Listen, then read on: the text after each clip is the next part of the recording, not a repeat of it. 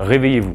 Si vous pensez que vivre votre vie, c'est vous réveiller tous les matins, prendre votre café, partir au travail, faire ça tous les jours de la semaine, 52 semaines dans l'année, et répéter ça tout au long de votre vie jusqu'à votre retraite, que vous n'aurez peut-être même pas, si vous pensez vraiment que vivre votre vie c'est ça, vous vous trompez totalement. Vivre c'est pas ça, ça c'est survivre. Vivre c'est beaucoup plus grand que ça en fait. C'est être libre, libre de faire ce que vous voulez, quand vous le voulez, libre de créer, d'explorer, de profiter, libre enfin de devenir la meilleure version de vous-même et de pouvoir vivre votre vie pleinement.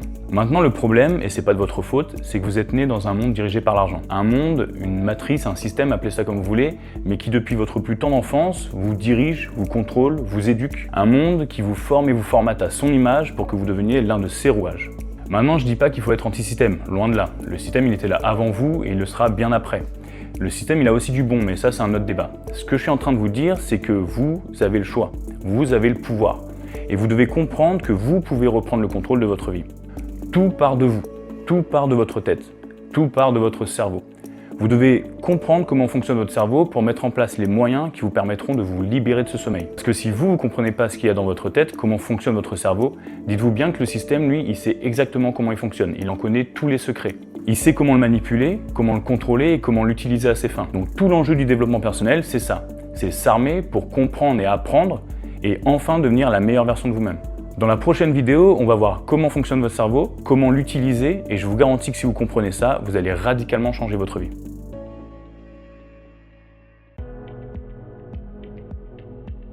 On a vu que pour sortir de la matrice, vous devez comprendre comment fonctionne votre cerveau. Parce que si jusque-là vous étiez endormi, c'est tout simplement parce qu'il était en mode survie. Et vous allez comprendre pourquoi. Petit disclaimer, on va aborder quelques notions, des théories scientifiques et autres. On va vulgariser au max. Ok, le but, c'est pas de faire de vous des professeurs, des docteurs en neurosciences. Ce qu'on veut, c'est vulgariser au maximum pour que vous puissiez avoir des informations qui vont générer un déclic chez vous et que vous puissiez reprendre le contrôle de votre vie. Donc le cerveau, il est composé de 3 parties. Vous avez le reptilien, le mammalien et le néocortex. Le premier cerveau, celui qui nous a fait survivre depuis 400 millions d'années, c'est le cerveau reptilien. Lui, ce qu'il veut, c'est votre survie.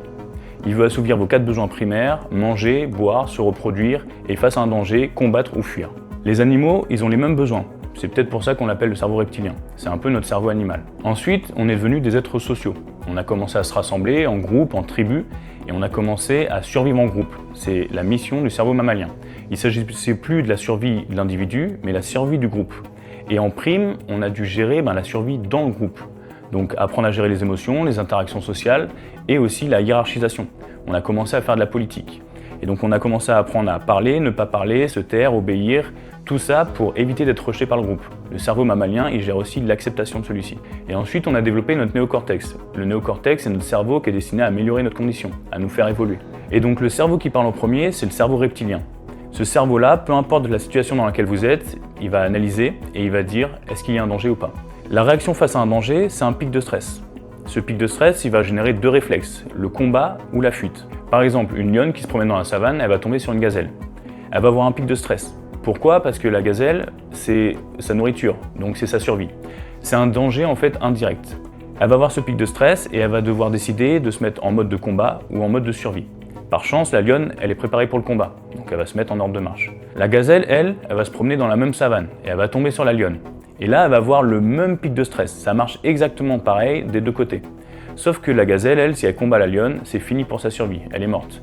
Donc, ce qu'elle va faire, elle va jouer avec ses cartes. Et en l'occurrence, la gazelle, elle court vite.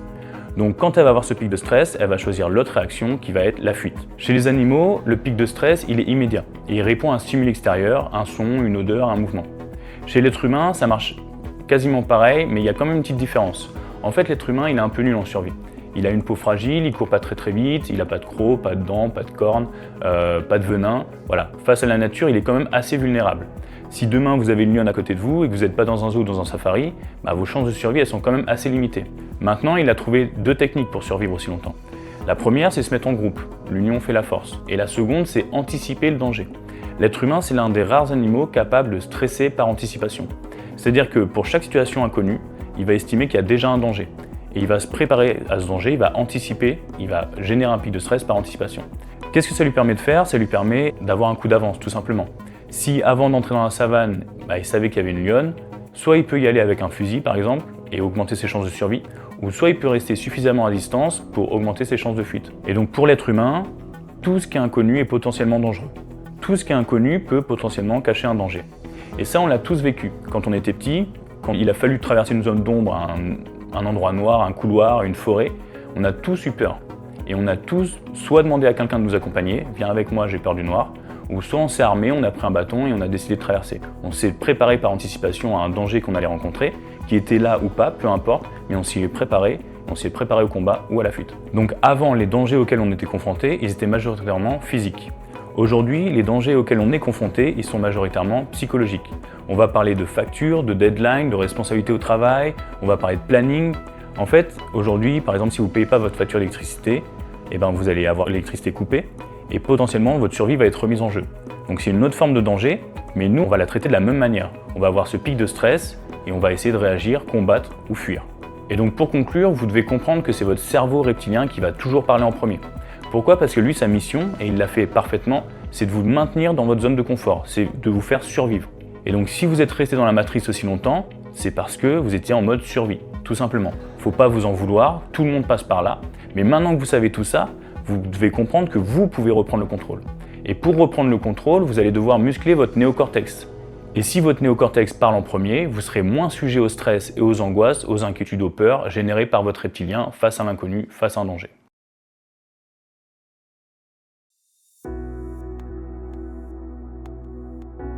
Dans cette vidéo, on va continuer de voir comment fonctionne votre cerveau. Ce qu'il faut comprendre, c'est que votre cerveau, c'est une machine. Quand vous êtes né, votre cerveau, il était totalement vierge. Un peu comme quand vous allez acheter un ordinateur au magasin. Vous achetez l'ordinateur, il n'y a rien dedans. Puis tout au long de votre vie, vous allez le programmer, directement ou indirectement.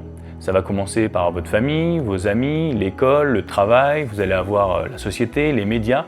En fait, toutes les influences, toutes les expériences que vous allez avoir tout au long de votre vie vont implémenter dans votre cerveau des logiciels. Il va y avoir deux types de logiciels, des bons logiciels, des compétences, des connaissances, et vous allez avoir des mauvais logiciels, des peurs, des croyances limitées, de la mauvaise estime de soi. Et donc comment s'installe un logiciel ? C'est simple. Vous avez deux parties, la partie consciente de votre cerveau et la partie inconsciente.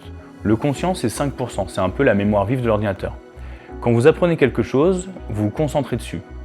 Vous vous focalisez sur la connaissance, la compétence ou l'information que vous recevez et vous allez l'intégrer par répétition.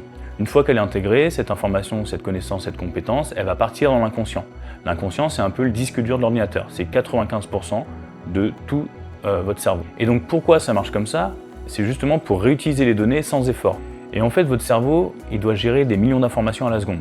Et il ne pourrait pas tout gérer en même temps. C'est un peu comme si sur votre ordinateur, vous aviez 50 fenêtres Windows ouvertes en même temps. À un moment donné, ça va commencer par bugger. Votre cerveau, c'est pareil. Donc il est obligé de mettre une partie de l'information en pilote automatique dans l'inconscient pour pouvoir le ressortir que quand il en a besoin. Et c'est pour ça que quand vous parlez, quand vous marchez, quand je suis en train de vous faire cette vidéo, je ne réfléchis pas exactement à quel muscle je suis en train de solliciter pour sortir le son de ma bouche. Je suis en train de le faire en pilote automatique. Et donc il est crucial de comprendre que tout ce qui n'est pas conscientisé, c'est dans votre inconscient et ça tourne en pilote automatique. Donc changer votre vie, ça va commencer par reprendre le contrôle sur tous ces programmes qui sont dans votre inconscient et qui tournent malgré vous. Par exemple, si aujourd'hui votre zone de confort c'est de ne pas parler en public, vous pouvez reconscientiser cette compétence et l'améliorer. C'est-à-dire que vous allez devoir vous reconcentrer dessus, la retravailler, prendre des cours, faire des formations, mais en tout cas répéter pour que ça devienne plus fluide et que vous soyez plus compétent dans ce domaine-là. Ensuite, une fois que ça sera acquis et que ça sera amélioré, ça va retourner dans votre inconscient et vous allez voir que la prochaine fois que vous allez parler en public, par exemple, ce sera complètement différent. Un autre exemple, vous jouez au tennis, votre coup droit, il n'est pas terrible. En fait, pour changer ça, donc c'est un logiciel que vous avez implémenté dans votre cerveau, c'est votre coup droit qui est définitivement implémenté dans votre cerveau, il n'est pas terrible, mais il est comme ça. Quand vous allez jouer au tennis, vous allez continuer à jouer avec ce coup droit défectueux. Et le seul moyen pour le changer, ça va être de le reconscientiser, de vous reconcentrer là-dessus, de le retravailler, de le répéter, de l'améliorer. Et ensuite, ça va repartir dans votre inconscient. Vous allez voir que du jour au lendemain, vos prochains coups droits, ils vont être parfaits. Donc la grande force du cerveau, on l'a vu, c'est sa neuroplasticité. La neuroplasticité, c'est la capacité du cerveau à conscientiser une connaissance ou une compétence, nouvelle ou déjà acquise, et à l'adapter, l'améliorer en créant des nouvelles connexions neuronales. Et ça, c'est une bonne nouvelle. Ça veut dire qu'il n'est jamais trop tard pour apprendre de nouvelles connaissances, acquérir de nouvelles compétences ou améliorer celles que vous avez déjà. Et ça peut se faire à tout âge. C'est-à-dire que souvent, les gens, ils arrêtent l'école, ils arrêtent d'apprendre. C'est l'erreur fatale. Peu importe où vous en êtes dans votre parcours, peu importe d'où vous partez, même si vous n'avez jamais été à l'école, Vous devez comprendre que vous pouvez tout apprendre à n'importe quel moment. Votre cerveau, il a plus de 86 milliards de connexions neuronales et il attend que vous pour le faire évoluer.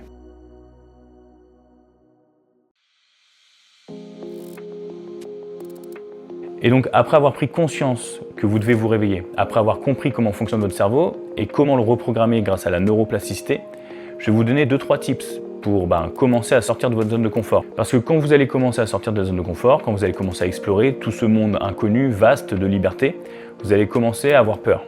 C'est un monde qui va vous effrayer. Pourquoi? Parce que votre cerveau, on le rappelle, il a horreur de l'inconnu. Inconnu égale danger. Et vous allez commencer à évoluer dans un monde justement qui est inconnu. Rappelez-vous que pour le cerveau, la zone de confort, c'est prévisible, ça peut être parfois dur, mais au moins c'est confortable. Et donc, si vous n'avez pas de cap, pas d'objectif, pas de pourquoi suffisamment fort, suffisamment clair, vous allez être tout simplement comme un bateau sans gouvernail. C'est pas vous qui allez décider de votre chemin, c'est la mer, les marées, les éléments qui vont décider pour vous. Vous serez plus maître de votre destin. Donc la première chose à faire, c'est pas nécessairement de trouver directement votre mission de vie, votre chemin idéal, votre objectif ultime, c'est d'abord de trouver un premier cap, une première direction et de vous lancer. Ce qu'il faut comprendre aussi, c'est que sur cette planète, tout le monde a 24 heures. Les gens les plus riches, les gens les plus libres, tous ceux qui sont heureux, ils n'ont pas une minute de plus que vous. S'ils ont des résultats différents, c'est justement parce que pendant ces 24 heures, les mêmes que vous, ils font des choix différents. Ils utilisent mieux leur temps, ils gèrent mieux leurs attentions, ils créent de meilleures habitudes. Et donc, vous avez les mêmes 24 heures. Si vous voulez des résultats similaires, vous allez devoir faire les mêmes choses qu'eux. Et donc sur cette même planète, on arrive bientôt à 8 milliards d'habitants. Il y a forcément une ou deux personnes qui vous inspirent, qui vous font rêver, des gens avec qui vous serez prêt à changer votre vie. Ces gens-là, il vous suffit de vous en inspirer. On vous disait quand vous étiez petit que la curiosité c'était un vilain défaut. En fait, c'est quasiment la meilleure des qualités. Étudiez-les, analysez-les dans le respect de leur intimité, et puis dans la finalité, copiez-les. On vous disait aussi que copier c'était mal. En fait, copier intelligemment, c'est pas tricher, c'est prendre un raccourci. Si vous voulez avoir les mêmes résultats qu'eux, vous allez devoir faire les mêmes choses qu'eux dans leurs 24 heures. Et donc, choisissez un cap, même flou, inspirez-vous des autres, inspirez-vous de leur parcours, gardez quand même votre identité, et comprenez surtout que si vous ne faites rien, il n'y a rien qui va se passer.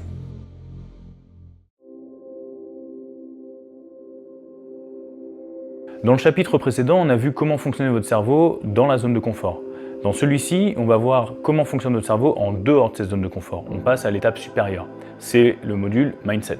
Dans ce chapitre, vous allez voir comment vous réagissez et comment vous devez vous adapter quand votre cerveau il est en dehors de sa zone de confort. Quand il n'y a plus de balises, quand il n'y a plus de repères. Vous allez voir que votre mindset, c'est ce qui fait la différence entre ceux qui continuent d'avancer malgré les doutes, les peurs et ceux qui retournent se cacher à la moindre difficulté. À partir de maintenant, vous allez découvrir que la peur c'est normal, le doute c'est normal et que l'abandon c'est pas forcément la meilleure option. L'inconnu c'est pas un mur, c'est juste un chemin que vous n'avez pas encore exploré. Ce qu'il faut comprendre, c'est que vos croyances créent votre réalité. Descartes disait « je pense donc je suis ». Et on pourrait même aller plus loin en disant « je pense donc je deviens ». En fait, une croyance, c'est une pensée répétée à laquelle vous allez finir par adhérer. Et une fois que vous y avez adhéré, votre cerveau, il va pas vous montrer la réalité, il va vous montrer votre réalité, basée sur ce que vous croyez déjà. Donc si vous croyez que vous êtes nul, votre cerveau, il va chercher toutes les raisons de valider que vous êtes nul. Si vous pensez que vous êtes capable, votre cerveau, il va également aller chercher toutes les raisons pour lesquelles vous êtes capable. C'est ce qu'on appelle le biais de confirmation. Si vous pensez que vous êtes nul, vous avez raison. Si vous pensez que vous pouvez, vous avez aussi raison. C'est un peu la métaphore des deux loups. On dit que vous avez deux loups en vous, un bon, un mauvais. Un qui va croire en vous, qui sait que vous êtes capable, et un qui a peur, a des croyances limitantes et des pensées négatives. Et en fait, le loup qui va gagner, c'est celui que vous allez nourrir, tout simplement. Les pensées, c'est les mêmes choses. En fait, votre cerveau, il fait ça par souci d'économie d'énergie et pour se rassurer. On est toujours dans le mode survie, en fait. Et donc, il va chercher l'économie d'énergie, la cohérence interne, le confort émotionnel et le renforcement social. Il va aussi chercher à s'entourer de gens qui confirment ce que vous pensez. Et ensuite, il y a ce qu'on appelle la loi d'attraction. La loi d'attraction, c'est pas je pense positif, donc j'attire le positif, c'est tout ce que je cherche, je le trouve. Demain, si vous vous mettez en tête, vous avez l'idée d'acheter une voiture rouge, vous allez voir que du jour au lendemain, vous allez voir beaucoup plus de voitures rouges. Vous voulez faire de la moto, du jour au lendemain, vous allez voir passer dans la rue 2 fois plus de motos qu'hier. Ça marche pareil avec les opportunités. Si vous pensez que c'est possible, si vous pensez que vous pouvez y arriver, vous allez voir du jour au lendemain beaucoup plus de portes ouvertes, beaucoup plus d'opportunités, beaucoup plus d'options. La loi d'attraction, elle a aussi un autre aspect, c'est que toute idée que votre cerveau émet est réalisable. Par définition, pour émettre une idée, votre cerveau il est obligé d'aller chercher dans vos connaissances, dans vos compétences et dans votre potentiel. Celui d'aujourd'hui, mais aussi celui de demain. Donc pour émettre une idée, il va se baser sur ce que vous pouvez faire aujourd'hui, mais ce que vous êtes capable d'apprendre et de faire demain. Vous voulez investir dans l'immobilier? Si vous avez eu cette idée, c'est que votre cerveau il a été chercher vos connaissances et vos compétences actuelles, et même si vous ne les avez pas, il sait que vous avez le potentiel d'acquérir ces connaissances et ces compétences plus tard, d'où l'intérêt de se former. Aujourd'hui, vous avez peut-être eu l'idée d'investir dans l'entrepreneuriat, de faire de l'immobilier, d'investir dans la bourse, et cette idée, elle est venue parce que votre cerveau, il savait que vous étiez capable.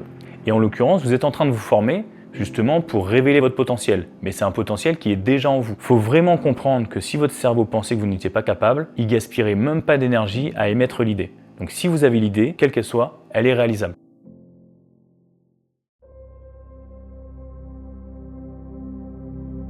Dans cette vidéo, on va voir que sortir de sa zone de confort, c'est pas forcément sauter dans le vide sans parachute. Et je sais de quoi je parle puisque je suis entrepreneur et je fais du parachute. Sortir de sa zone de confort, c'est plutôt comme apprendre à nager. C'est progressif, on y va lentement. Quand vous avez appris à nager, vous n'allez pas sauter en pleine mer directement là où vous n'avez pas pied.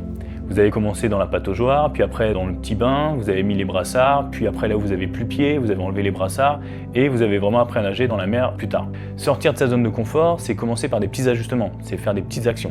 Par exemple, vous commencez par prospecter d'une manière différente que d'habitude, vous pouvez commencer par publier progressivement sur les réseaux sociaux ou alors vous participez à des conférences pro sans connaître personne. Côté personnel, ça va se traduire par tester des nouvelles activités. Vous allez pouvoir, si vous aimez la danse, faire des cours de salsa. Si vous aimez la musique, vous rentrez dans un groupe. Si vous aimez le sport, vous mettre à la salle de sport. En fait, il faut prouver à votre cerveau que l'inconnu, c'est pas dangereux. Et si tout seul ça vous effraie, la technique, c'est de vous y mettre à plusieurs. Et là, on rentre dans la loi d'association. Vous êtes le reflet des 5 personnes que vous fréquentez le plus. Donc, entourez-vous de personnes qui vont vous tirer vers le haut et qui vont être dans le même mindset que vous. Aujourd'hui, vous n'avez plus d'excuses. Avec les réseaux sociaux, il y a des groupes pour tout et pour tous. Vous voulez faire de la musique, il y a des groupes de musique. Facebook, Instagram, Twitter, TikTok. Vous avez juste à vous connecter à ces groupes et à commencer à sortir avec eux. Le sport, la cuisine, le business. Vous avez des groupes vraiment pour tout. Rentrez dans ces groupes, regardez comment ça se passe et allez au rendez-vous en physique. Vous voulez entreprendre, entreprenez à plusieurs. Vous voulez vous former, allez aux conférences en groupe. Par exemple, il y a le congrès UPI chaque année.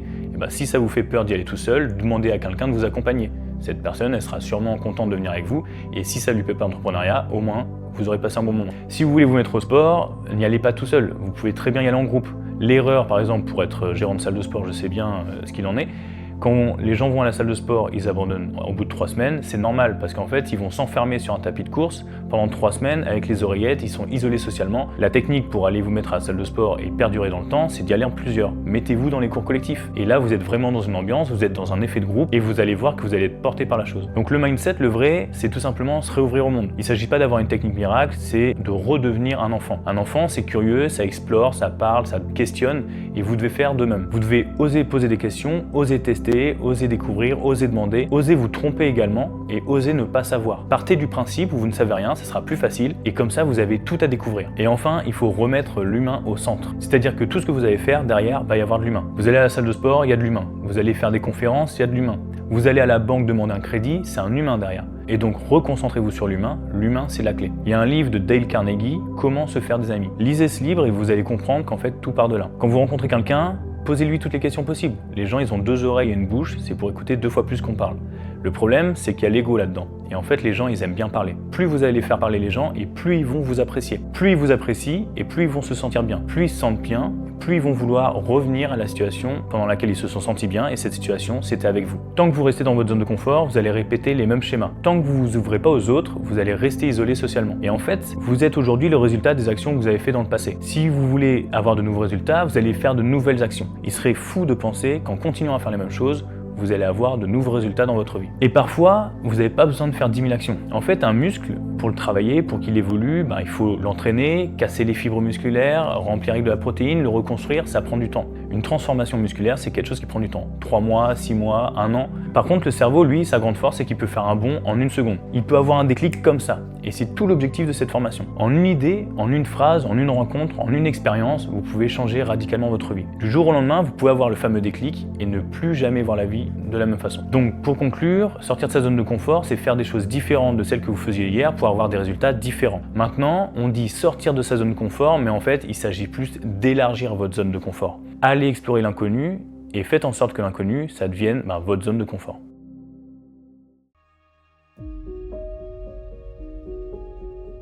Dans les vidéos précédentes, je vous expliquais que pour sortir de vos zones de confort, vous deviez avoir un objectif suffisamment clair et précis. Et que pour ce faire, vous pouviez vous inspirer de gens que vous connaissez. En fait, c'est beaucoup plus simple que ça. Ce que vous devez faire, c'est répondre à une seule question. Qu'est-ce que vous voulez faire de votre vie? Qu'est-ce que vous voulez faire de votre vie? Essayez d'y répondre et maintenant laissez-moi vous poser une deuxième question. Si demain je vous donne carte bleue limitée et temps illimité, qu'est-ce que vous feriez de votre vie? Et là, si la réponse aux deux questions n'est pas identique, ça veut dire que vous êtes à côté de la plaque. Ça veut dire que vos planètes ne sont pas alignées, vos objectifs ne sont pas finalement clairement déterminés. Et c'est pas grave en soi, parce qu'en fait la réponse elle est universelle. Cette réponse, je vais vous la donner, c'est cadeau, d'accord? Pour moi, c'est la plus grosse valeur dans cette formation. La réponse à la question « Qu'est-ce que vous voulez faire de votre vie ?» elle est la même pour tout le monde. Vous, moi, les gens autour, tout le monde veut la même chose. Ce que vous voulez au fond, c'est être libre. Vous voulez être libre de faire ce que vous voulez, quand vous voulez, parce que vous le voulez, avec qui vous le voulez et ce, en tout temps, en tout lieu. Maintenant, la problématique, c'est que dans un monde dirigé par l'argent, la liberté, ça s'achète. Et donc la première liberté que vous devez avoir, c'est la liberté financière. C'est celle-ci qui vous permettra, dans un second temps, d'atteindre la liberté absolue. Pour atteindre les libertés financières, vous avez 4 grands moyens. L'entrepreneuriat, l'immobilier, la finance, avec la crypto, et l'equity. L'equity, c'est prendre des parts dans des entreprises ou des projets immobiliers. Souvent, les gens ils font l'erreur de penser que entreprendre, c'est la finalité, c'est l'objectif. En fait, vous n'entreprenez pas pour entreprendre, vous entreprenez pour être libre. Vous investissez pas dans l'immobilier pour investir dans l'immobilier, vous investissez pour être libre. Vous ne faites pas de la bourse ou du trading pour faire du trading, vous faites ça pour être libre. Et enfin, vous ne faites pas d'equity pour faire de l'equity, vous faites de l'equity pour être libre. Et donc tout l'enjeu, c'est d'utiliser ces moyens, puisque ce ne sont pas des finalités, ce sont des moyens, pour vous libérer financièrement et dans un second temps, atteindre votre liberté absolue. Et donc sans liberté financière, ça va être très compliqué d'atteindre votre liberté absolue. Pour bien que vous compreniez, quand on parle de liberté, on parle de liberté de temps. Quand on parle de liberté financière, on parle d'avoir l'argent. Et quand on parle de liberté absolue, on parle d'avoir le temps et l'argent. C'est une vérité fondamentale. Le vrai objectif, c'est celui-là, votre liberté absolue. Tout le reste, c'est des moyens d'atteindre cet objectif. Entreprendre, c'est un moyen. Investir dans l'immobilier, c'est un moyen aussi. Et maintenant que vous savez que votre objectif ultime, c'est d'être libre, vous allez devoir mettre en place ces moyens pour y arriver. Ces moyens-là, ils vont se transformer en objectifs intermédiaires. Ces objectifs, ils vont devoir être suffisamment clairs, nets et précis pour avoir l'énergie et le courage d'aller jusqu'au bout. Et dans les prochaines vidéos, on va voir comment définir des objectifs intermédiaires clairs et comment planifier le chemin pour y arriver.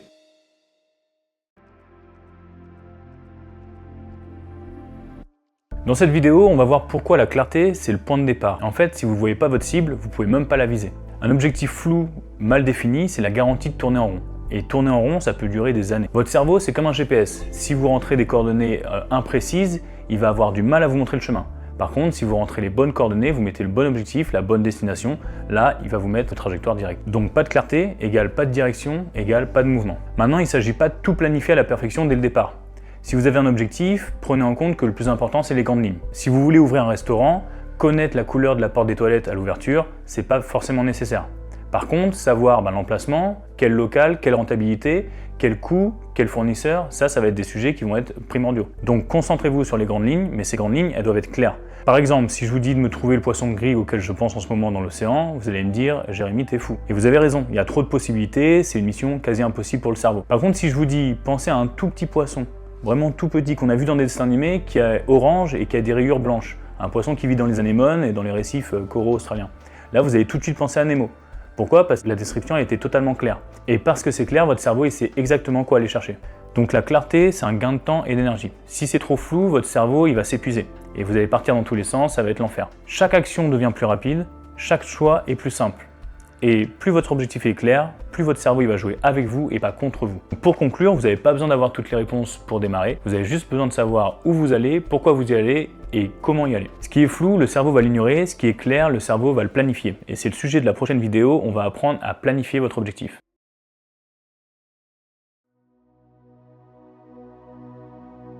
Et donc définir un objectif clair, c'est éviter le flou. Vous devez avoir un objectif précis, mesurable, réaliste, atteignable et temporel.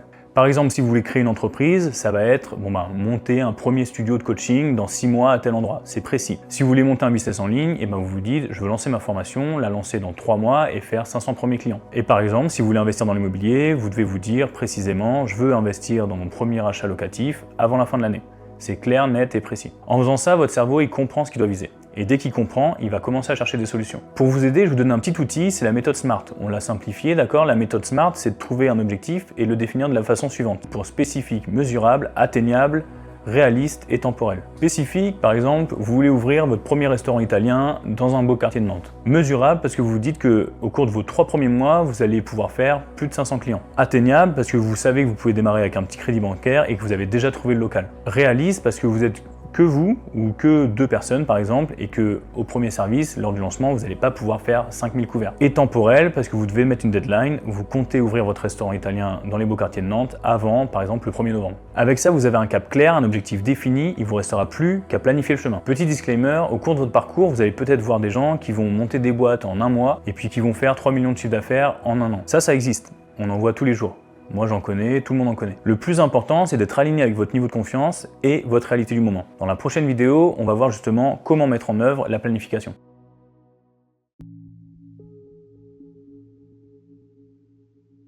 Maintenant que vous avez un objectif clair, que vous avez à peu près vu les étapes claires, vous allez devoir planifier tout ça. Planifier, il y a un outil indispensable, pour moi c'est la to-do list. Donc pour faire une bonne to-do list, vous commencez par prendre une feuille vierge. Prenez un stylo et vous commencez à écrire toutes les idées qui vous passent par la tête. Par exemple, si vous voulez monter un restaurant, on va garder cet exemple-là. Sur la feuille, vous allez écrire tout ce qui vous passe par la tête pour pouvoir monter ce restaurant. Trouver le local, chercher les financements, prendre les rendez-vous à la banque, monter le prévisionnel comptable, trouver la couleur des portes des toilettes, mettre en place les fournisseurs, mettre en place la décoration. Vraiment la totalité de tout ce qui vous passe par la tête. Aussi les compétences que vous devez acquérir qui vous manquent pour atteindre cet objectif. Par exemple, si vous n'êtes pas très bon en management, vous pouvez très bien vous former en management. Et vous pouvez mettre ça sur votre liste aussi.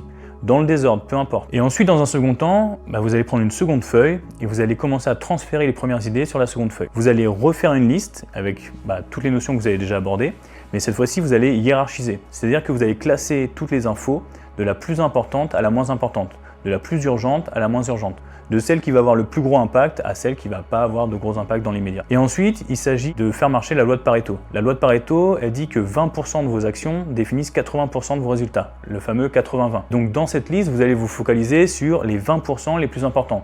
Donc ça va être votre haut de liste. Si vous faites ça en permanence, vous allez voir qu'au fur et à mesure, vous allez achever vraiment la plupart des notions qu'il y a sur votre liste. Et donc là, petit exercice pour vous.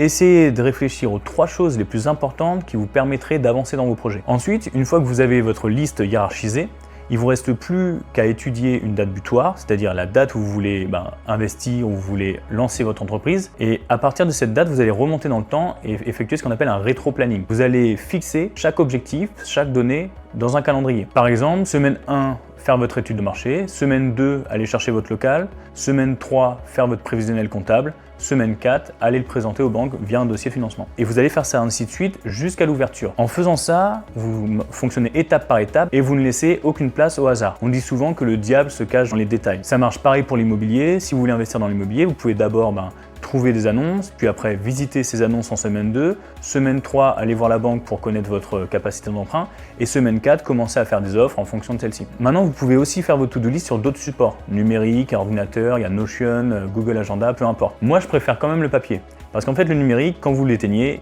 il disparaît. Le papier, lui, il reste à la vue. Et tout ce qui reste à vue, vous y pensez en permanence. Moi, au démarrage, il y a plus de 10 ans de ça, j'avais un papier dans chaque pièce de ma maison. J'en avais un dans la cuisine, j'avais une to-do list dans le salon, au-dessus de mon lit, dans les toilettes, dans ma douche, c'était partout. Et l'omniprésence de ces informations, ça me permettait de maintenir le focus. Et donc cette to-do list, ça va vraiment être un bon levier mental, ça va vous permettre d'être plus serein, d'être plus sûr de vous et de passer à l'action plus efficacement. Elle est aussi évolutive, c'est-à-dire que quand vous allez la faire la première fois, 3-4 jours après, vous allez voir qu'elle va déjà devoir évoluer. Donc il ne faut pas hésiter régulièrement à la mettre à jour et à l'adapter en fonction de votre évolution.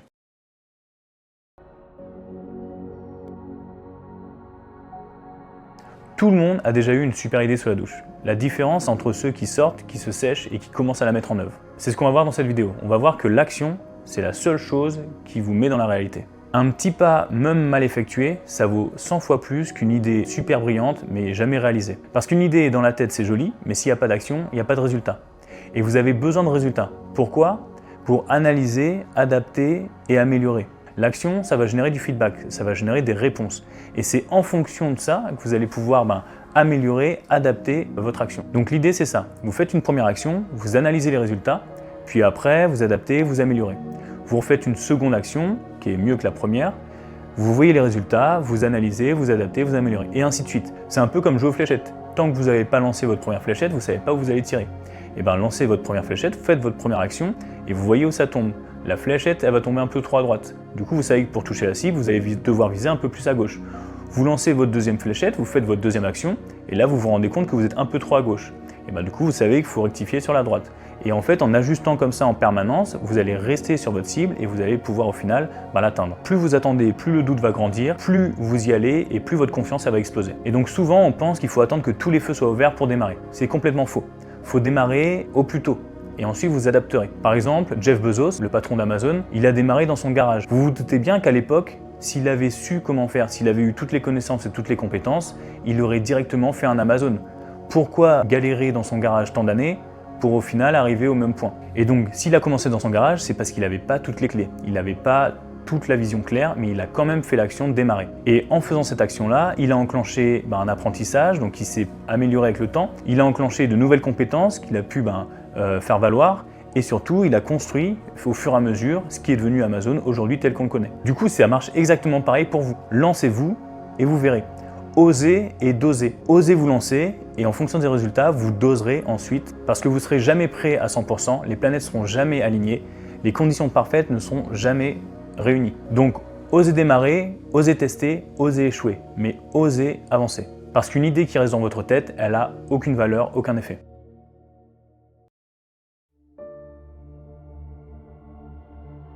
Dans cette vidéo, on va parler de ce qui vous empêche le plus souvent de passer à l'action, c'est la procrastination. La procrastination, pour la comprendre, on va devoir parler d'anxiété. L'anxiété, c'est un état de stress, comme on a vu dans les premiers modules, mais prolongé dans la durée, chronique même.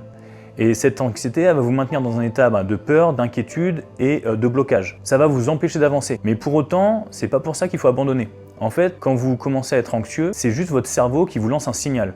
Il vous lance un signal et il vous dit « vous n'êtes pas prêt ». Vous avez un objectif, vous l'avez défini, il est clair, mais votre cerveau, même s'il sait que vous êtes capable dans la finalité, vous avez le potentiel, il sait que vous n'êtes pas prêt à l'instant T. Et cet état de stress prolongé, il vient de 3 facteurs qui vont être le manque de connaissances ou d'objectifs clairs, le manque de compétences ou le manque de préparation. Et donc quand vous êtes mal préparé, votre cerveau il tire la sonnette d'alarme, c'est pas pour vous paralyser, c'est juste pour vous aider à vous préparer. Et donc quand vous procrastinez, en fait tout simplement vous fuyez ce signal. Vous faites tout sauf ce que vous devez faire. Vous évitez ce qui vous fait peur, ce qui vous demande de l'effort ou ce qui vous oblige à grandir. Et au final, ça devient même un auto-sabotage puisque vous nourrissez votre stress, vous détruisez votre confiance et vous sabotez votre énergie. Chaque jour où vous procrastinez, vous allez entamer votre discipline, votre estime de vous, et plus ça va continuer, plus vous allez vous enfermer dans un cercle infernal. Et donc procrastiner, c'est pas juste scroller sur son téléphone. C'est aussi regarder un énième épisode Netflix alors que vous devez passer un coup de fil important. C'est aussi vous former, regarder plein de vidéos YouTube alors que vous devez contacter un client. Maintenant, rassurez-vous, avec cette formation, on vous a mis en place des groupes privés dans lesquels on va vous aider justement à pallier à tous ces sujets. On va vous aider à planifier, on va vous aider à casser les spirales infernales et on va vous aider surtout à passer à l'action. Donc procrastiner, pour conclure, c'est pas une mauvaise habitude comme on pense et comme on dit souvent. Procrastiner, c'est vraiment une fuite en avant. Mais la bonne nouvelle, et c'est paradoxal, c'est que le remède à la procrastination, c'est tout simplement l'action. Vous devez faire une première action pour montrer à votre cerveau que vous pouvez sortir de cette spirale infernale. Et donc, pour finir, je vais vous donner un petit tips. C'est la technique des 5 secondes. Quand vous avez une idée de faire quelque chose, une action, peu importe, n'attendez pas 5 secondes pour vous lancer. Parce que après ces 5 secondes, votre cerveau il va aller chercher toutes les raisons de ne pas le faire. Si demain vous voulez vous inscrire à une salle de sport, demain vous voulez aller prendre rendez-vous chez le banquier, chez le comptable, chez le notaire, et votre cerveau, si vous attendez 5 secondes, il va vous dire « oui, mais le sport, on pourra s'inscrire demain, c'est ouvert tous les jours, 24 heures sur 24, on a le temps. » Si vous devez aller chez le notaire, vous allez vous dire « oui, mais là c'est vendredi, ils vont être occupés, etc. » Vraiment, comptez 5 secondes et avant ces 5 secondes, il faut que vous vous lanciez. Vous voulez faire du sport, vous avez l'idée là, allez tout de suite prendre vos clés, sortez de chez vous, prenez votre voiture et allez à la salle de sport. Vous voulez investir dans l'immobilier, attendez pas 5 secondes, ouvrez le bon coin, allez chercher les 3 annonces qui vous bottent le plus, prenez rendez-vous avec les propriétaires.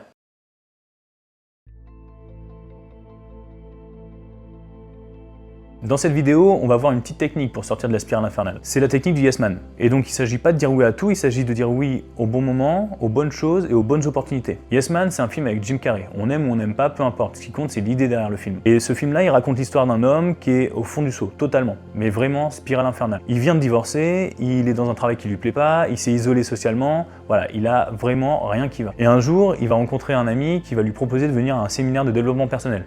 Il va même quasiment le forcer.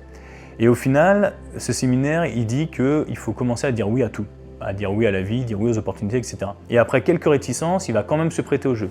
Et du jour au lendemain, il va complètement changer sa vie. Il va commencer à dire oui aux rencontres, il va faire des nouvelles rencontres vraiment positives pour lui.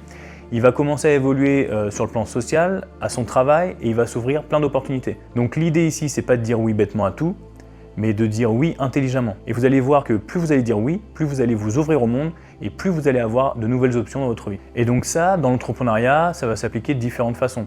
Par exemple, dans l'entrepreneuriat général, ça va être accepter un rendez-vous avec une personne que vous ne connaissez pas trop et qui pourtant pourrait vous débloquer beaucoup d'opportunités. Par exemple, ça pourrait être répondre présent à une invitation à un événement business. Et dans l'immobilier, par exemple, ça pourrait être aller visiter des biens qui sur le papier n'ont pas l'air top, mais qui au fond pourraient révéler des vraies pépites. C'est toujours en disant oui à l'inconnu que vous allez avoir des résultats inattendus. Et donc être un yes man, c'est dire oui aux opportunités, mais aussi dire oui à l'humain. Je vous rappelle, et je le répète, parce que pour moi c'est essentiel, l'humain c'est la clé. Si vous maîtrisez l'humain, vous maîtriserez tout. Maintenant, l'humain, ça se construit avec le temps.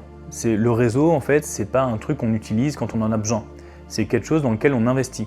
Donc quand vous faites des rencontres, investissez dans les gens, acceptez de passer du temps avec eux, acceptez de dire oui à leurs sollicitations et vous investirez dans le futur. Parce que vous n'y arriverez jamais seul. En fait, le mythe du self-made man, c'est complètement has-been. Tout le monde, à un moment de sa vie, à un moment de son parcours, va avoir quelque chose de débloqué, une solution apportée par quelqu'un d'autre. Tous les plus grands, à un moment de leur vie, ils ont toujours eu un coup de pouce. Un mentor, une recommandation, un conseil, il y a toujours un moment donné où il y a quelqu'un qui va vous aider à passer l'étape. Donc vraiment, faire le yes man, c'est une technique qui est hyper puissante. Moi, je l'ai fait dès les débuts. Et franchement, sans ça, je ne serais pas là devant vous aujourd'hui. Donc ouvrez-vous aux autres, ouvrez-vous aux opportunités, devenez un yes man. Parce qu'en fait, vous êtes à un oui de votre succès.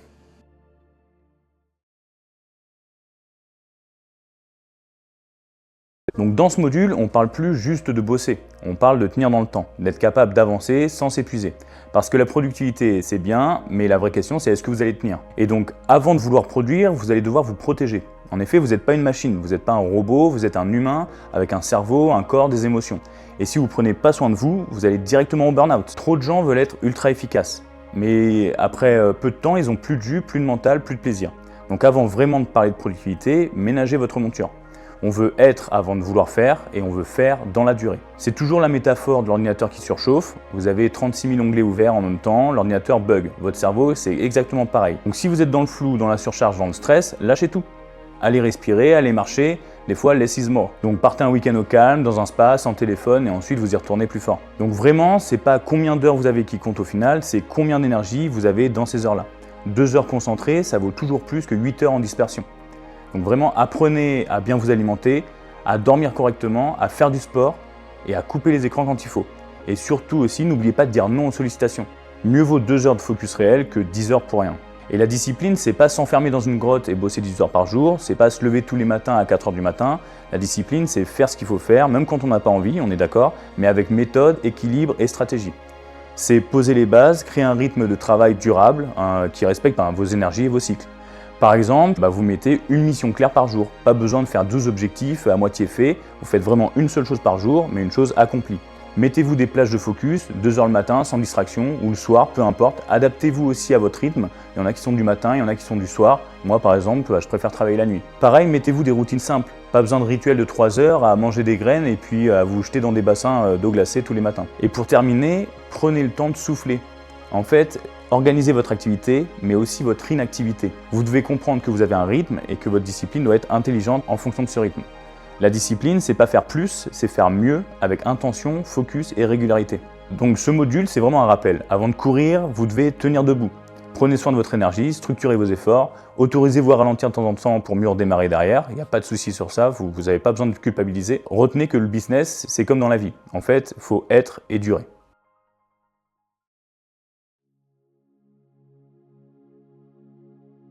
Dans cette vidéo, on va parler d'un principe simple, mais souvent négligé.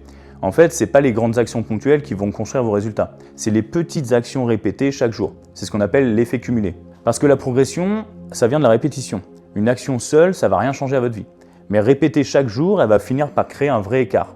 Par exemple, à la salle de sport, si vous allez une seule fois dans l'année, ça ne va rien changer. Vous pouvez y aller aussi dur que vous voulez une seule journée dans l'année, ça ne va rien changer à votre vie. Mais par contre, vous y allez un tout petit peu, mais fréquemment, avec régularité, pendant tout le long de l'année, vous aurez vraiment des résultats dès les premiers mois. Comme une goutte d'eau en fait, qui tombe toujours au même endroit. Au démarrage, vous voyez une goutte d'eau tomber sur un rocher, ça ne va rien changer. Mais avec le temps, elle va réussir à creuser le rocher, et ça, c'est vrai dans tous les domaines. Un autre exemple, essayez pas de lire un livre en 3 jours, lisez 10 pages par jour et au final, en un an, vous aurez lu au total 12 livres. Si vous voulez être efficace commercialement, pas la peine d'appeler 500 clients par jour, vous faites 2 clients par jour pendant 30 jours et en un mois, vous aurez fait 60 appels. Et des exemples comme ça, on en a plein. Économisez 5 € par jour, à la fin de l'année, vous aurez 1800. Faites 30 minutes de sport 3 fois par semaine, en 6 mois, vous serez transformé totalement. C'est simple, mais c'est ce que la majorité des gens veulent pas faire. Et donc ça ramène à la célèbre phrase « Faites ce que les autres ne veulent pas faire aujourd'hui pour pouvoir faire ce qu'ils ne pourront pas faire demain ». Voilà. Cette phrase, c'est pas une punchline, c'est une réalité. En fait, les gens, ils veulent les résultats sans faire les efforts ni les actions. Ce que vous pouvez faire, c'est aussi vous poser une question simple.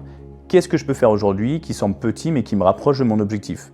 Et ça, vous répétez ça chaque jour. Chaque jour, vous allez faire un petit pas, mais dans la finalité, avec l'effet cumulé, vous aurez des grands résultats. Si vous voulez investir et que vous n'avez jamais fait ça avant, commencez par appeler 1 ou 2 annonces par jour. Puis ça vous permettra d'avoir le temps de les analyser. Si vous voulez créer du contenu, faites juste un post par jour pour démarrer, c'est très bien. Et si vous voulez apprendre une autre langue, par exemple, 15 minutes par jour, c'est largement suffisant. C'est pas l'intensité du jour qui crée le changement, c'est la stabilité de l'engagement dans la durée. Donc ceux qui réussissent, c'est jamais les plus brillants. À l'armée, par exemple, je parle d'expérience, c'est pas le plus beau, le plus fort, le plus intelligent qui finit à la fin. C'est celui qui reste dans la durée. Il a beau être moyen partout, mais c'est sa résilience et sa constance dans les efforts qui termine tous les stages, qui va jusqu'au bout des épreuves. Et donc l'effet cumulé, il ne vous demande pas d'être parfait, il vous demande d'être constant. Petite action, répétée, amplifiée dans le temps, à la fin, vous allez avoir de grands résultats.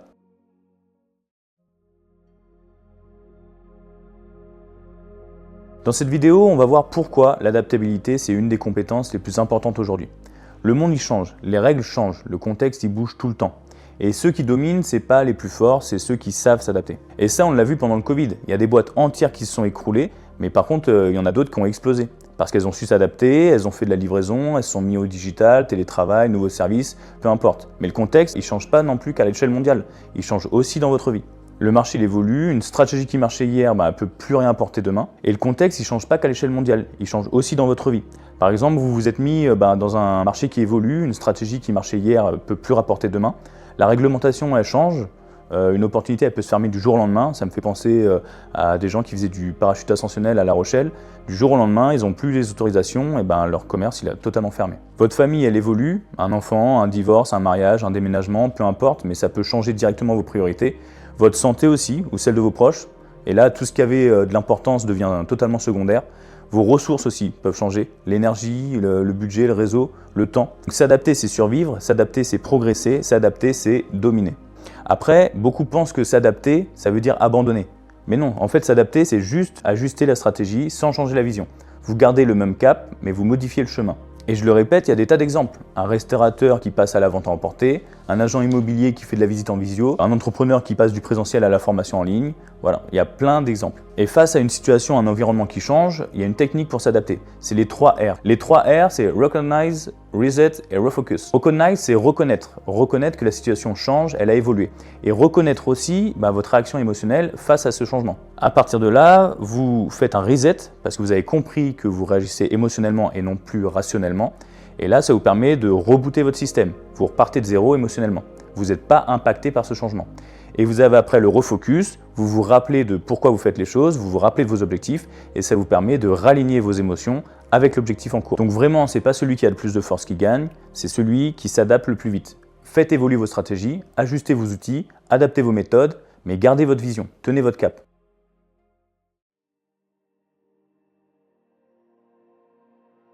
Donc dans cette vidéo, on va parler de la vraie discipline. On ne parle pas de la discipline militaire, no pain, no gain, la rigide ou brutale. On parle de la discipline qui vous rend libre, celle qui construit des résultats concrets sur la durée. On a vu que la discipline, c'est pas de la torture. La vraie discipline, c'est de vous respecter dans le temps. Vous devez vous fixer un cap, vous y tenir, même quand vous n'en avez pas envie, mais à votre rythme. C'est aussi poser des règles qui vous protègent votre énergie, votre temps et votre cerveau. C'est pas en faire plus, c'est faire mieux avec régularité. La discipline, c'est aussi la gratification différée. Et là, on a l'expérience du marshmallow, si vous connaissez. C'est une expérience qui a été faite par des scientifiques sur des enfants, à qui on a proposé un marshmallow tout de suite, donc un bonbon, aujourd'hui, ou 3 marshmallows demain. Et en fait, ils se sont rendus compte que la plupart des enfants choisissaient le marshmallow tout de suite, gratification immédiate. Pourquoi? Parce que le reptilien, lui, il veut notre survie et il voit de la nourriture, donc il la prend quand elle est là.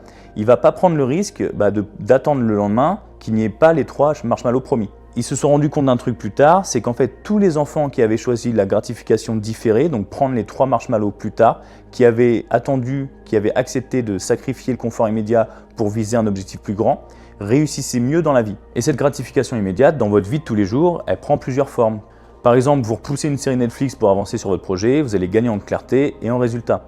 Vous dites non à une soirée inutile, ça vous fait récupérer du temps pour vous reposer. Vous lancez du contenu même imparfait, mais ça vous fait gagner en expérience. Et moi, un exemple que j'aime tout particulièrement, et on le voit souvent, c'est des jeunes qui lancent leur première boutique, leur première entreprise, et tout de suite, la première chose qu'ils font, c'est s'acheter le dernier SUV Mercedes. Et souvent, c'est ce qui fait flancher la boîte dans les 3 premières années. Donc vraiment, construisez-vous une discipline intelligente. Essayez d'avoir le maximum de clarté sur votre cap. Si vous ne savez pas pourquoi vous faites les choses, vous allez abandonner trop vite. Il faut être simple. Une seule mission claire par jour, c'est mieux que 10 actions en vrac. Il faut être souple. Votre discipline, elle doit s'adapter à votre quotidien et pas vous enfermer. Ce n'est pas la punition ou la prison. Il faut prévoir des pauses aussi. Si vous ne vous intégrez pas, vous allez vous épuiser, c'est sûr et certain. La vraie discipline, c'est une stratégie de réussite. Ce n'est pas une souffrance, ce n'est pas une punition, ce n'est pas une torture. C'est le choix de vous lever pour vous chaque jour, même quand ce n'est pas confortable. Rappelez-vous, il faut semer aujourd'hui pour pouvoir récolter demain.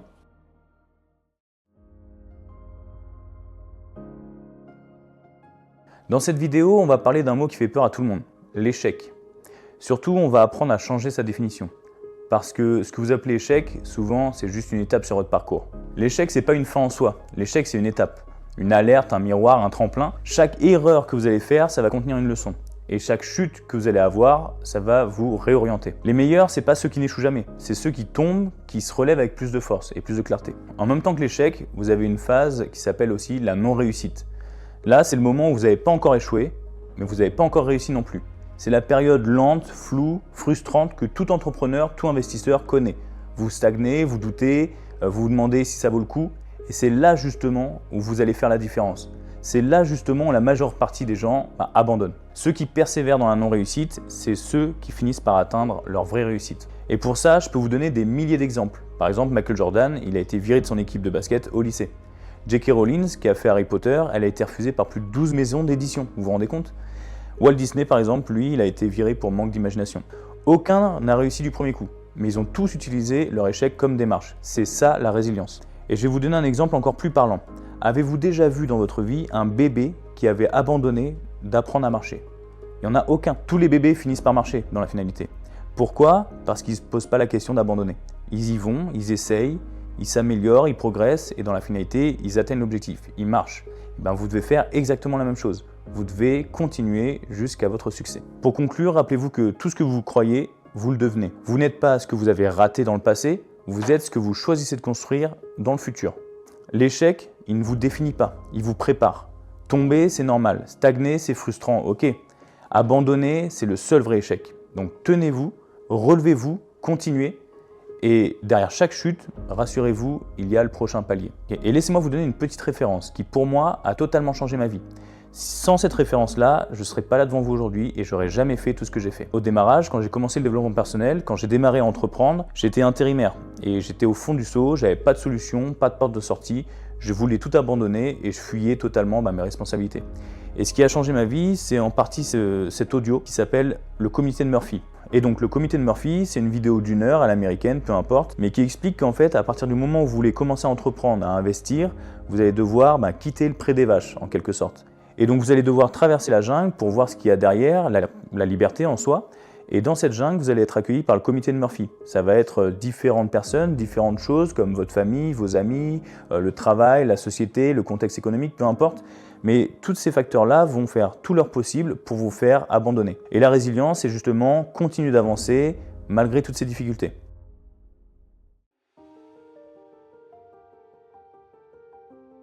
Dans cette vidéo, on va voir ce qui fait la vraie différence entre ceux qui restent bloqués et ceux qui repartent plus fort. Parce qu'en fait, chuter, c'est pas échouer. Échouer, c'est vraiment rester au sol, abandonner, lâcher définitivement. Et justement, quand vous êtes en échec, des fois, il faut accepter de tout lâcher. Voilà, vous êtes en échec, vous savez plus comment avancer, vous avez fait l'état des lieux, c'est perdu, et faut l'accepter.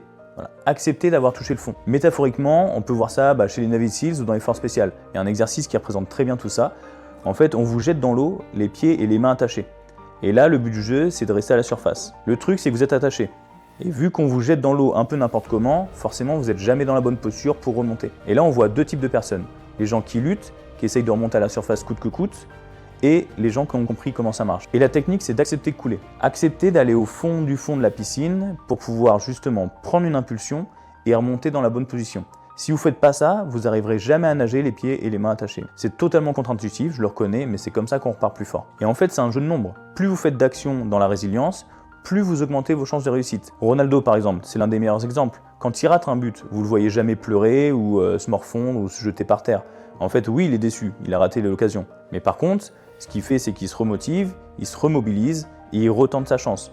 Et en fait, plus vous allez tenter de tir, plus vous avez de chances de marquer de but. Et c'est exactement ce que vous devez apprendre. Ne vous identifiez pas à l'échec, passez à l'action suivante.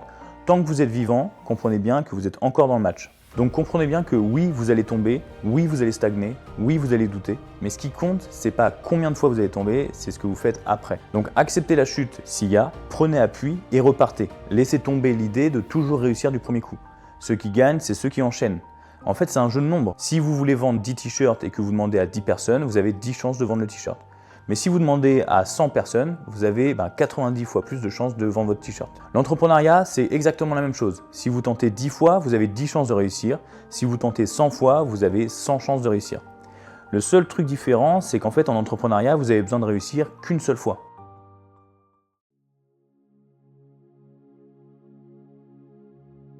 Dans cette vidéo, on va voir comment se construit la vraie confiance. Pas une confiance de façade, pas une posture. Une confiance qui repose sur du concret. Et cette confiance, elle se construit par la répétition, par l'action, par la preuve. La confiance, ça vient aussi de la maîtrise. Si vous voulez avoir confiance en vous et avancer dans la difficulté, vous devez maîtriser votre sujet. Vous ne devenez pas plus confiant parce que vous vous dites « je suis confiant ». Vous devenez confiant parce que vous avez fait les choses.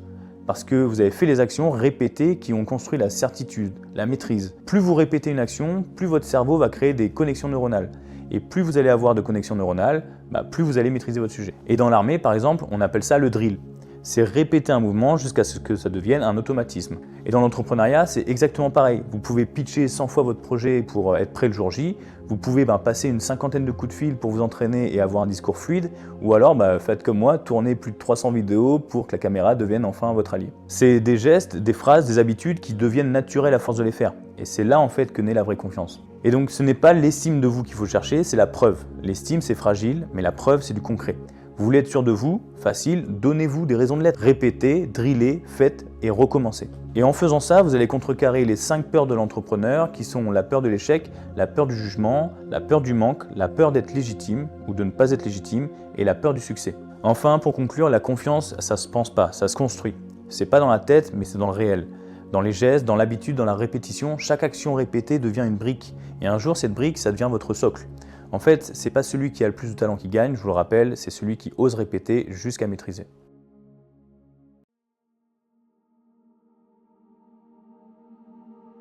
Dans cette dernière vidéo du module, on va parler d'espoir concret. Parce qu'en fait, oui, peu importe d'où vous venez, peu importe ce que vous faites dans la vie, tout est possible. Tout est possible à une seule condition, savoir jouer avec vos cartes. Il y a un principe simple, mais puissant, c'est le triangle d'or. Argent, savoir, confiance. Si vous comprenez ce triangle, vous comprendrez comment réussir, même en partant de zéro. Comment ça fonctionne le triangle d'or? C'est simple. Si vous avez du savoir, des connaissances ou des projets rentables, mais vous n'avez pas d'argent, vous devez absolument trouver quelqu'un qui a les fonds et qui va miser sur vos compétences pour y arriver. Et donc si vous n'avez ni l'argent ni le savoir, il vous reste quand même une troisième carte. Et cette troisième carte, c'est la confiance. Vous pouvez devenir l'intermédiaire de gens qui ont l'argent et qui ont le savoir justement. Ce que ça veut dire pour vous, c'est simple. C'est que même si vous partez de zéro, même si vous n'avez pas d'argent, même si vous n'avez pas de réseau, même si vous n'avez pas de compétences, vous avez toujours un chemin possible. Parce que la clé, c'est pas ce que vous avez aujourd'hui, c'est ce que vous êtes capable d'aller chercher demain. Et ce triangle d'or, il n'est jamais figé en fait. Vous pouvez en permanence l'améliorer. Vous pouvez toujours apprendre, vous pouvez toujours faire de la confiance, du réseau et vous pouvez aussi lever des fonds. Dans la finalité, l'objectif du triangle d'or, c'est d'en maîtriser tous ces aspects. Vous devez avoir l'argent, les compétences et être une personne de confiance pour être le plus complet possible. Et donc la réussite, c'est pas forcément avoir toutes les cartes au départ, c'est surtout savoir jouer avec les vôtres du mieux possible, savoir aussi de temps en temps piocher dans celles des autres avec leur accord et savoir créer des alliances. Peu importe votre point de départ, tout est accessible. Si vous avez une volonté forte, si vous êtes résilient, si vous êtes prêt à apprendre, si vous êtes prêt à créer de la confiance, le succès, c'est qu'une question de stratégie, c'est pas une question de privilège. La réussite, elle est possible, même pour vous.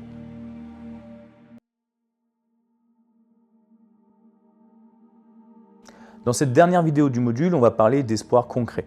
Parce qu'en fait, oui, peu importe d'où vous venez et peu importe ce que vous faites dans la vie, tout est possible. Tout est possible à une seule condition, savoir jouer avec vos cartes. Il y a un principe simple, mais puissant, c'est le triangle d'or. Argent, savoir, confiance. Si vous comprenez ce triangle, vous comprendrez comment réussir, même en partant de zéro. Comment ça fonctionne le triangle d'or? C'est simple. Si vous avez du savoir, des connaissances ou des projets rentables, mais vous n'avez pas d'argent, vous devez absolument trouver quelqu'un qui a les fonds et qui va miser sur vos compétences pour y arriver. Si vous avez l'argent, mais que vous n'avez pas de connaissances, il vous suffit juste de trouver quelqu'un qui a le savoir, qui porte des projets, qui a des opportunités. Et donc si vous n'avez ni l'argent ni le savoir, il vous reste quand même une troisième carte. Et cette troisième carte, c'est la confiance. Vous pouvez devenir l'intermédiaire de gens qui ont l'argent et qui ont le savoir justement. Ce que ça veut dire pour vous, c'est simple. C'est que même si vous partez de zéro, même si vous n'avez pas d'argent, même si vous n'avez pas de réseau, même si vous n'avez pas de compétences, vous avez toujours un chemin possible. Parce que la clé, c'est pas ce que vous avez aujourd'hui, c'est ce que vous êtes capable d'aller chercher demain. Et ce triangle d'or, il n'est jamais figé en fait. Vous pouvez en permanence l'améliorer. Vous pouvez toujours apprendre, vous pouvez toujours faire de la confiance, du réseau, et vous pouvez aussi lever des fonds. Dans la finalité, l'objectif du triangle d'or, c'est d'en maîtriser tous ces aspects. Vous devez avoir l'argent, les compétences et être une personne de confiance pour être le plus complet possible. Et donc la réussite, c'est pas forcément avoir toutes les cartes au départ, c'est surtout savoir jouer avec les vôtres du mieux possible, savoir aussi de temps en temps piocher dans celles des autres avec leur accord et savoir créer des alliances. Peu importe votre point de départ, tout est accessible. Si vous avez une volonté forte, si vous êtes résilient, si vous êtes prêt à apprendre, si vous êtes prêt à créer de la confiance, le succès, c'est qu'une question de stratégie, c'est pas une question de privilège. La réussite, elle est possible même pour vous.